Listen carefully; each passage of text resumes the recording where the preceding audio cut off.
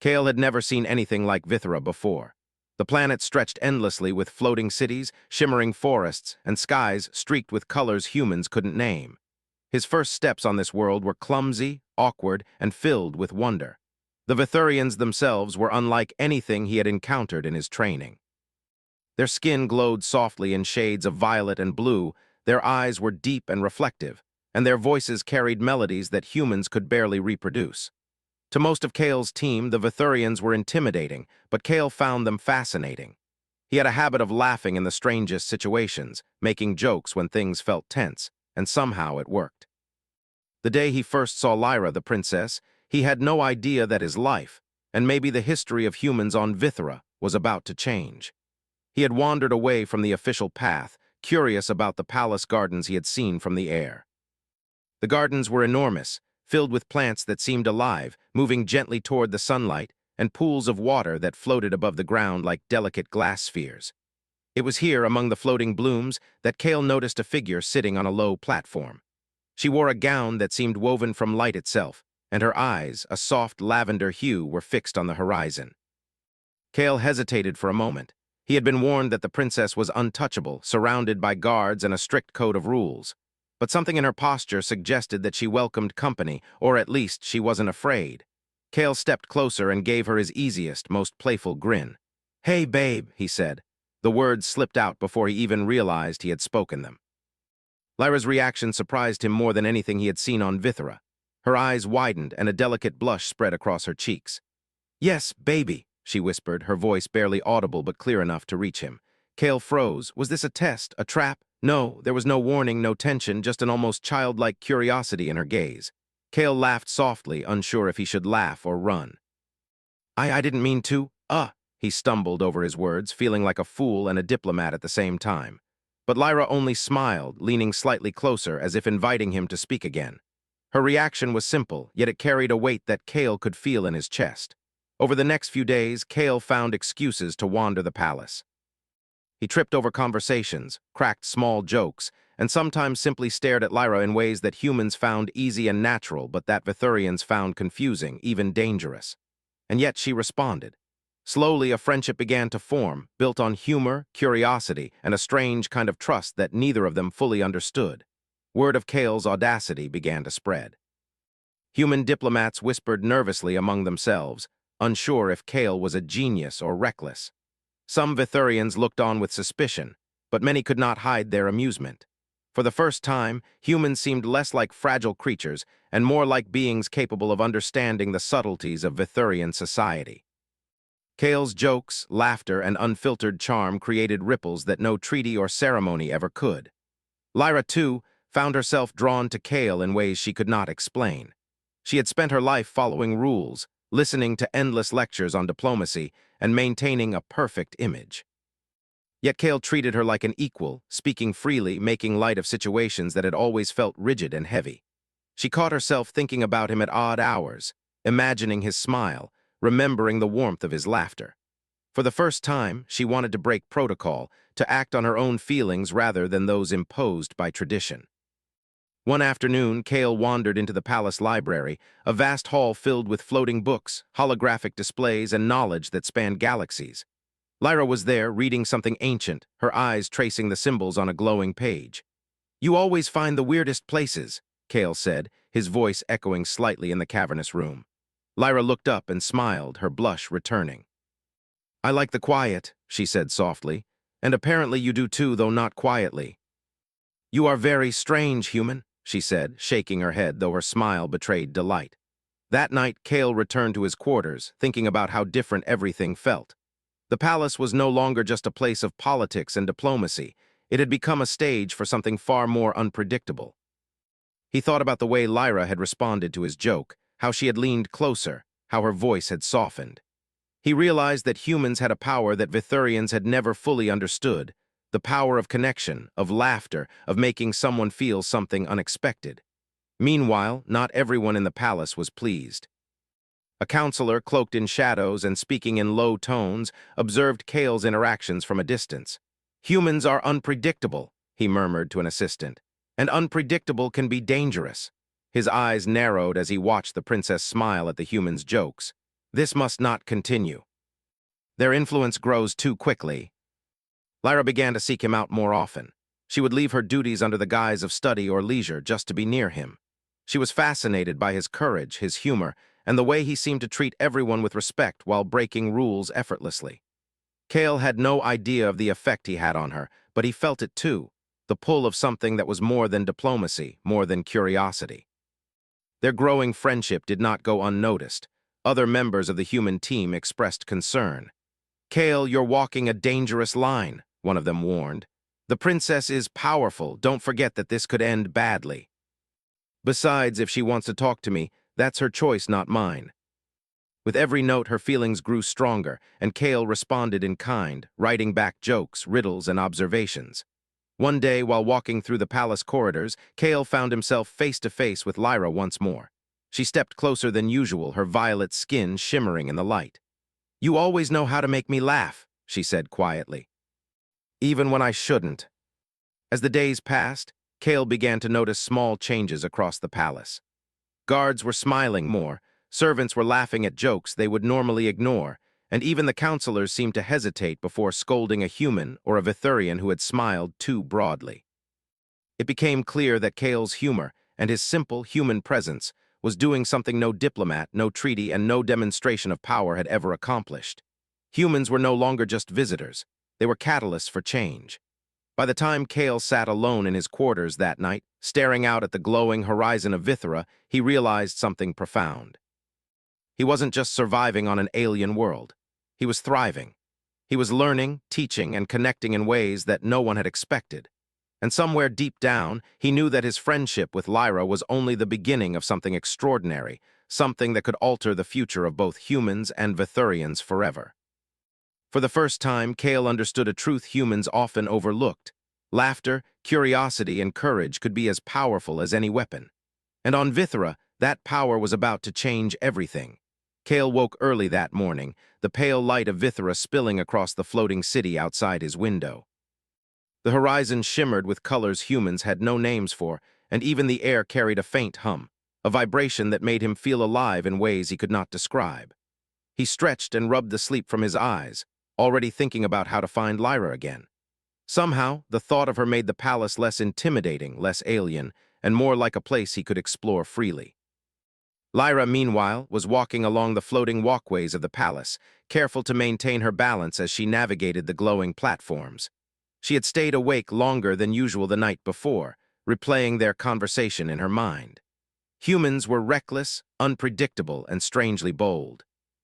Cale, with his careless smile and light-hearted words, had broken through a wall that Vithurians had built around their princesses for centuries, and she had enjoyed it.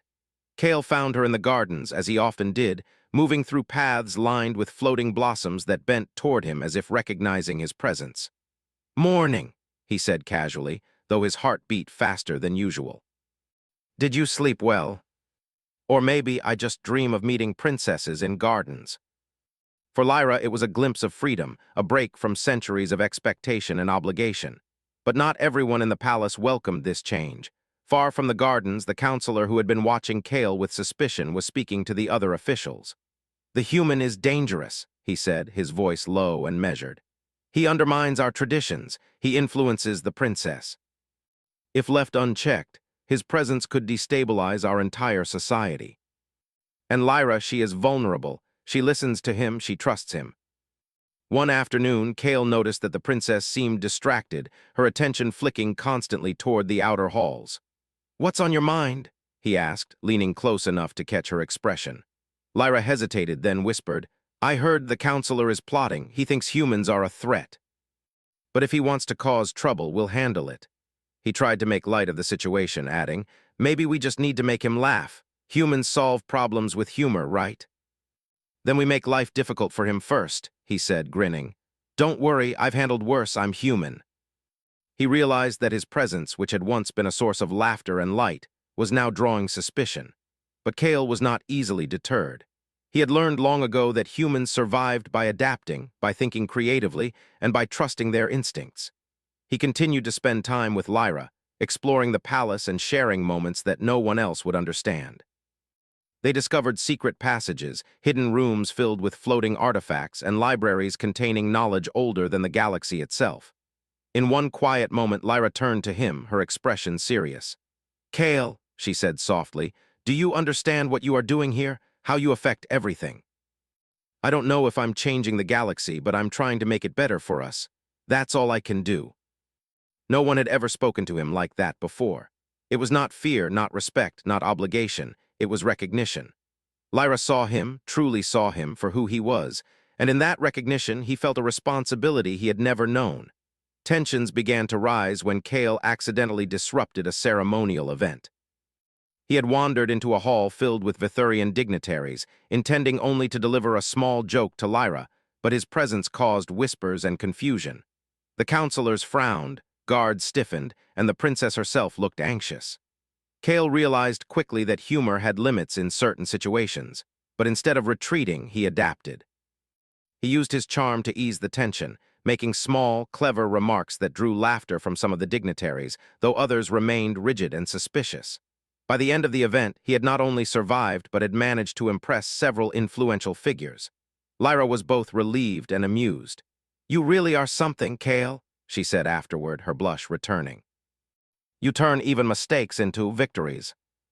Lyra, in turn, shared with Kale the history of Vithra, the stories of her people, and secrets of the palace that no visitor had ever known. They were learning from each other, blending their worlds in ways that neither expected. But the counselor's warning was never far from their minds. Kale noticed the way certain Vithurians would watch him when Lyra was not present, their expressions hard and calculating. He sensed that a confrontation was inevitable, that his charm and humor alone might not be enough to protect Lyra or himself. One evening, as they walked along a platform overlooking the glowing city, Lyra spoke quietly. "Kale, there will be challenges," she said, her voice serious. "The counselor, he will not allow this friendship to continue without interference." "You make it sound easy," she said, though her grip on his hand tightened. "I hope you are right." Every joke, every smile, every shared glance was a step toward bridging two civilizations that had never understood each other.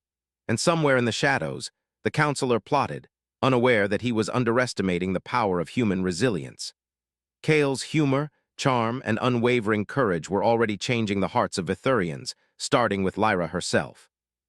By the end of the second week, Kale understood something fundamental. The galaxy did not need humans to be powerful in the traditional sense. Their strength lay in their unpredictability, their creativity, and their ability to inspire those around them. Lyra had felt it, the guards had felt it, and soon the counselors would feel it too. And Kale, for the first time in his life, realized that the smallest actions, a joke, a smile, a shared moment, could ripple through entire worlds. The human presence on Vithra was no longer a novelty. It was a force to be reckoned with. As he lay down that night, exhausted but exhilarated, Kale thought of Lyra. The connection they were forming was fragile yet powerful, playful yet serious, and it carried with it a promise that humans could influence the galaxy not with weapons, but with hearts, laughter, and courage. He smiled to himself, whispering into the quiet room, "Let them try to stop us. They will see, humans are unstoppable." The guards had begun to watch him more closely, whispers followed him through the halls, and some of the counselors' gazes felt sharp, as if measuring his every move. Lyra appeared in the garden not long after, moving silently along the floating pathways, her expression serious. Kale's heart leaped at the sight of her, though the tension in her eyes sobered him. "You're up early," he said, forcing a grin, "plotting some royal scheme." "Act how?" he asked, trying to remain calm. "He will test your presence, your influence over the palace," Lyra explained. "He believes humans are dangerous. If you fail, he may attempt to remove you from the palace entirely, or worse." But he reminded himself of the countless stories of human ingenuity, courage, and adaptability. "Then we don't fail," he said firmly. "I've faced worse odds before. We adapt. That's what humans do. But it gives me hope." Over the next few days, Kale noticed subtle changes in the palace atmosphere. Guards whispered among themselves, watching his interactions with Lyra, while servants avoided prolonged eye contact. Certain counselors seemed tense, their whispers louder and sharper. It became clear that the counselor's influence was spreading, and Kale's presence was a focal point for both fear and admiration. One afternoon, Kale found Lyra alone in a small library, the floating pages around them shimmering like tiny stars. "The counselor is planning something," she said quietly. "He wants to prove that humans are a threat. He may force you into a test of loyalty. It could endanger both of them. Then we need a plan," he said firmly. "If he wants to challenge me, we turn it into something he cannot control, something human. Trust me." The counselor stepped forward, his expression cold and calculated. "Princess Lyra," he began, "it has come to my attention that a human, Kale, has become influential in our palace. His actions may threaten the balance of our society. We must test whether his presence is beneficial or dangerous." Improvisation, creativity, and courage were their tools. "I'm ready," he said simply, his voice steady. The counselor's eyes narrowed. "Then you will undergo a challenge. You will demonstrate your understanding of Vithurian culture, your respect for our traditions, and your ability to influence positively without relying on charm alone. Failure will result in immediate removal from the palace." Every step was a challenge, every word a potential misstep. But Kale's human nature turned the challenge into an advantage. Where Vithurians expected rigid adherence to rules, he offered flexibility, humor, and empathy. He noticed patterns others ignored, connected ideas across disciplines, and used clever improvisation to resolve conflicts. His laughter and calmness in tense moments reminded the Vithurians that unpredictability could be a gift rather than a threat. Lyra watched from the sidelines, her heart racing. She had always known humans were clever, but seeing Kale navigate the trials with ease filled her with awe. "He is extraordinary," she whispered to herself. By the end of the day, Kale had passed the test in a way no one had expected. Instead of simply following rules, he had shown creativity, adaptability, and courage. The counselors were forced to acknowledge his skill, though some did so grudgingly. He had not only survived the challenge, but he had also impressed the Vithurians in ways that the counselor could not control. Yet the victory was not without cost. Kale realized that his presence had drawn more attention than ever, and danger was still lurking. The counselor's plotting would not end with a single test, and he would find other ways to challenge Kale and Lyra. After the trials, Kale and Lyra found a quiet moment alone in the gardens. The floating blossoms swayed gently in the evening breeze. Lyra reached for Kale's hand, her touch gentle but firm. "You were incredible," she said, her eyes shining. "You turned their challenge into something remarkable. You remind me why humans are special." "I suppose I am honored to be that partner," she said, the words carrying more meaning than either of them realized. In the following days, Kale continued to explore the palace, always careful to maintain the balance between humor and diplomacy. He met with Vithurians from various ranks, learning their customs, observing their habits, and quietly earning their respect. His actions inspired others, even as the counselor's influence continued to simmer in the background. Kale discovered that his human nature, adaptability, humor, empathy, was having a profound effect on the palace. Guards who once stood rigid now smiled at his jokes. Servants began to offer him subtle assistance without being asked. And Lyra, more than anyone, began to show signs of independence, thinking and acting with a confidence that the counselor had never intended for her. But danger remained. One evening, Kale overheard a conversation between two counselors in a hidden corridor. "The human is becoming too influential," one said. "If he continues to win over the princess, the counselor will escalate his plans. We cannot allow this. Action must be taken soon." The following day, the counselor announced another series of trials, more dangerous and complex than the first. Kale realized that this was not merely a test of skill, but a challenge to his ingenuity, courage, and connection with Lyra. He would have to use everything he had learned, not only to survive, but to protect the princess and influence the palace in ways that only humans could. Lyra found him in the gardens before the trials began. "Kale, I trust you," she said quietly, her hand brushing against his arm. "But be careful, he will not stop." He anticipated problems before they arose, solved puzzles others could not, and navigated tense social situations with a blend of humor, empathy, and cleverness. Vithurians who had doubted him now watched with awe, recognizing the subtle power of human adaptability. By the end of the third trial, it was clear. Kale was not merely surviving. He was demonstrating the unique strengths of humanity: creativity, courage, humor, and the ability to inspire trust and loyalty. Even the counselor, though unwilling to admit it, could not deny that the human presence was extraordinary. That evening, Kale and Lyra sat quietly in a secluded garden. Floating petals drifted around them, illuminated by the soft glow of the palace lights. "You've changed everything," Lyra whispered, her eyes shining. "The palace, the people, even me. I can see it now. Humans are remarkable."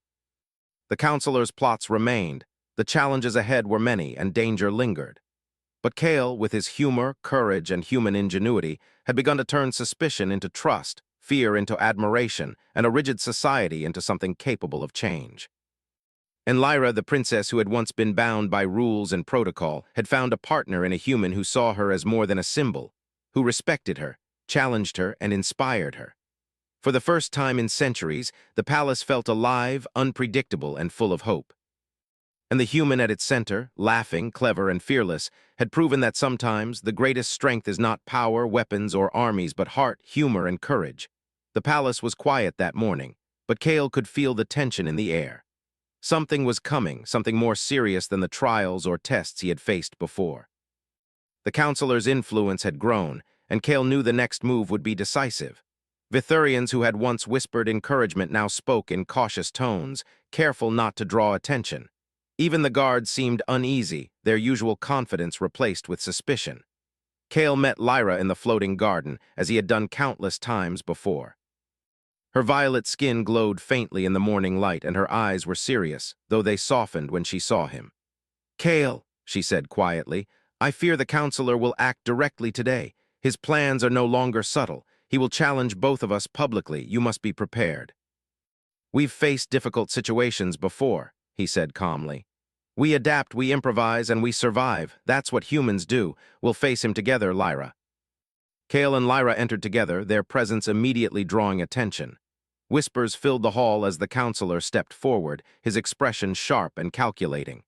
"Princess Lyra, human Kale," he began, "it is clear that your friendship has caused disturbances. Today, we will determine if this human is a true ally or a threat to our society." Kale was tasked with navigating a complex diplomatic scenario involving rival factions of Vithurians, each with competing interests and hidden agendas. One faction demanded harsh punishments for minor offenses. Another sought reforms that challenged centuries of tradition.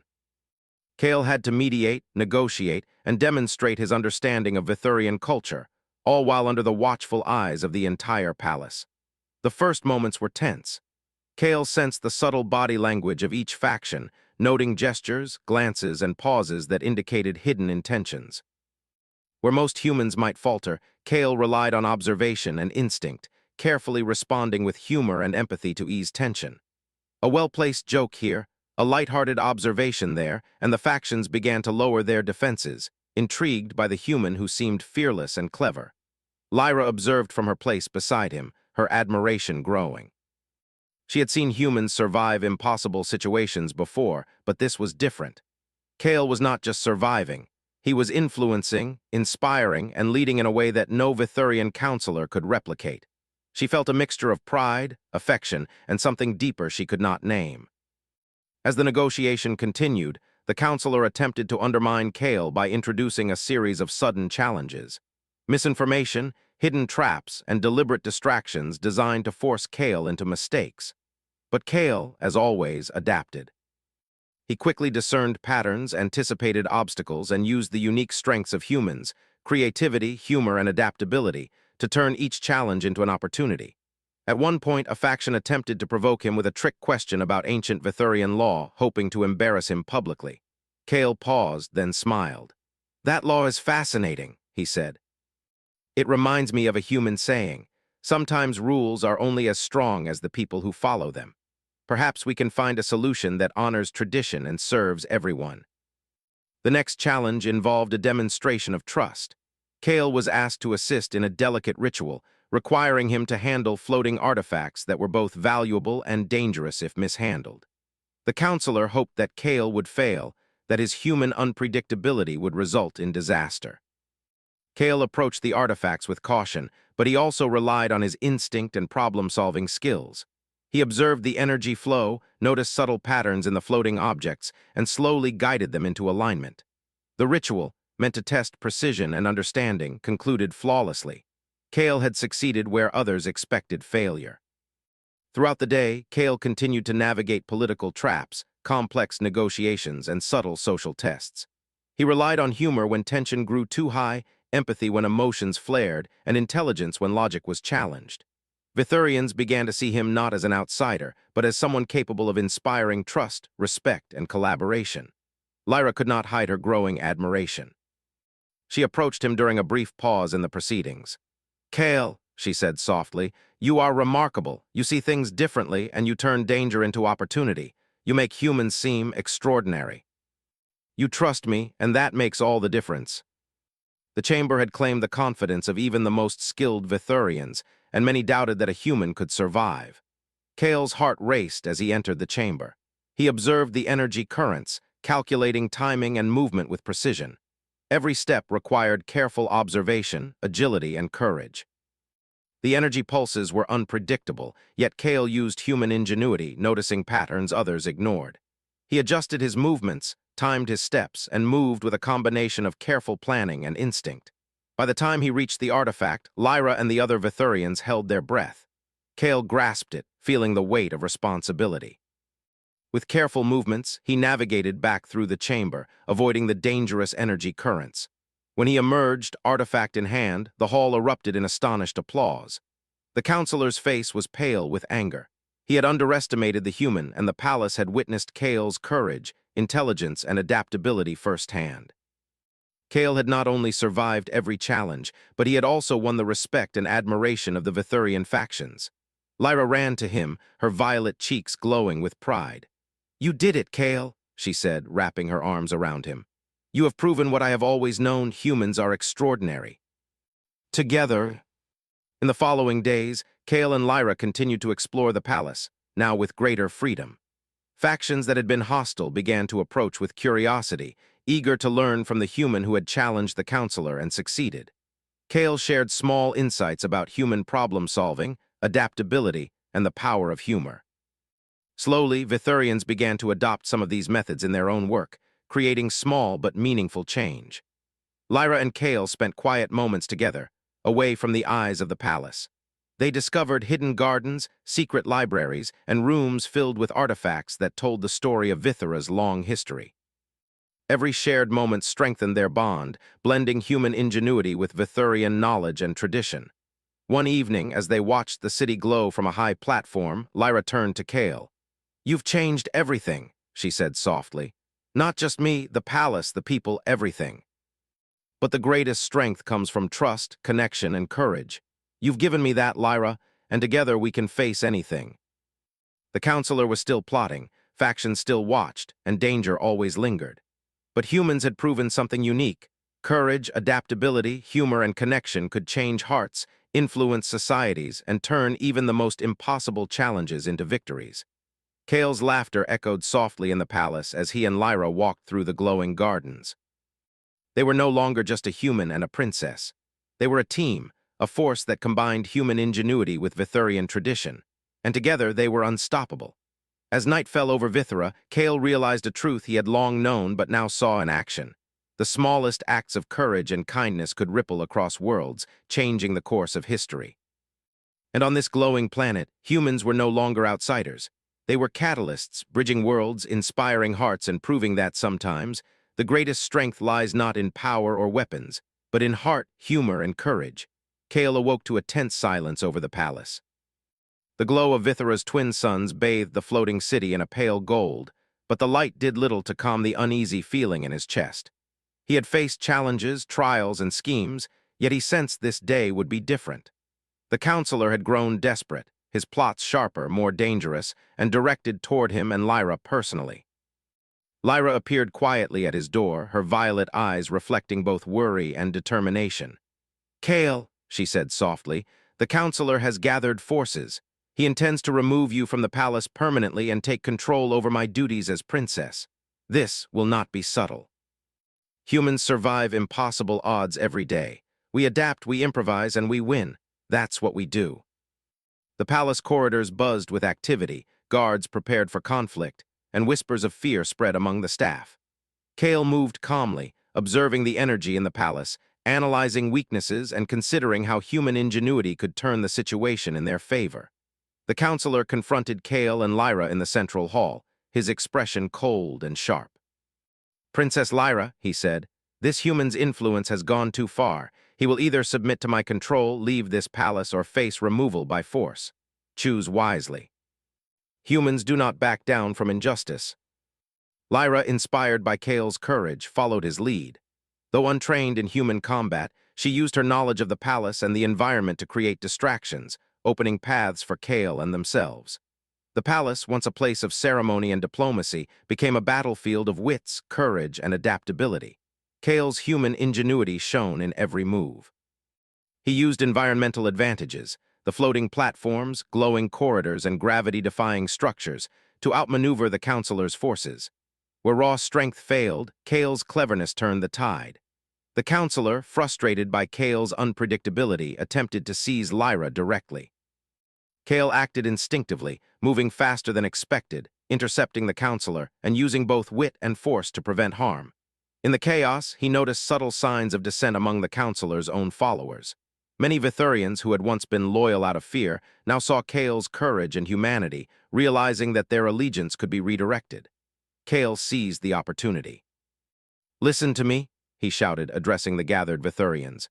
"Humans are not your enemies. I do not seek power, only trust, understanding, and cooperation.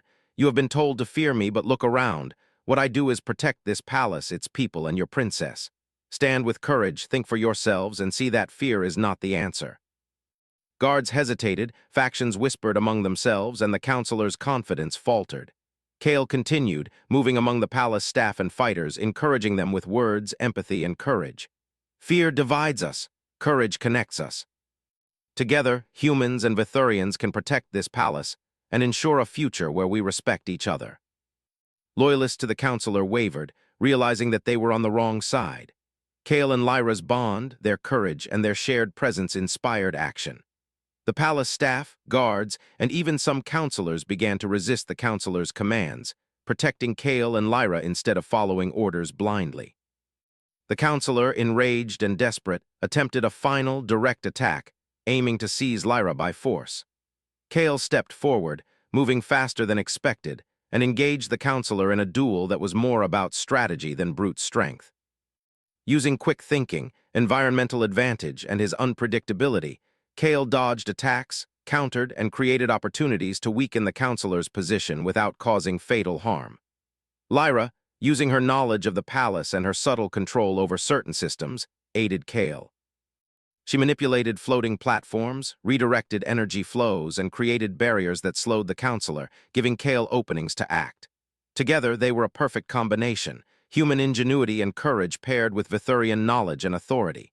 The turning point came when Kale addressed the counselor directly. "Your power relies on fear," Kale said, stepping boldly. "But fear can be challenged. Loyalty can be earned through trust, not intimidation. Look around, your own followers are choosing truth over fear. You've lost because your methods are outdated. Humans adapt, we survive, and we inspire." Vithurians began to step forward, expressing support for Kale and Lyra.